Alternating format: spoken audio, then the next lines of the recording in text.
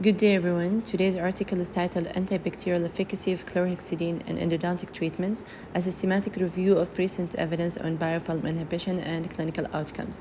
It was done by Robo and colleagues and was recently published in Journal of Endodontics and Restorative Dentistry in 2025.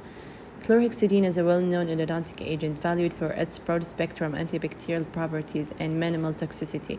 It's comparable to sodium hypochlorite in antimicrobial action and is used in various procedures, including retreatment to eliminate resistant microorganisms like E. faecalis and in combination with calcium hydroxide to enhance healing. This review examines recent studies on chlorhexidine antibacterial efficacy, especially in biofilm inhibition and its clinical success at different concentrations, aiming to provide insights for clinical decisions. This systematic review followed PRISMA guidelines. A comprehensive research was conducted in PubMed, focusing on studies from the last 3 years. 19 studies meeting inclusion criteria were included, which is the studies using chlorhexidine as an irrigation solution in endodontic procedures. Reviewers extracted data on chlorhexidine concentrations, application method, endodontic diagnosis, and clinical outcomes. Due to the variability in study designs, a formal risk of bias assessment was not performed.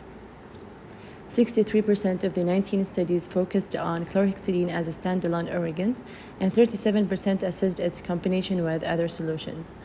58% of the studies were in vivo studies, and 42% of them were in vitro.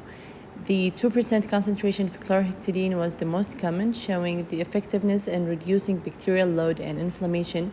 Chlorhexidine, when used as a final irrigant, effectively reduced E. faecalis and lipopolysaccharide level, promoting healing.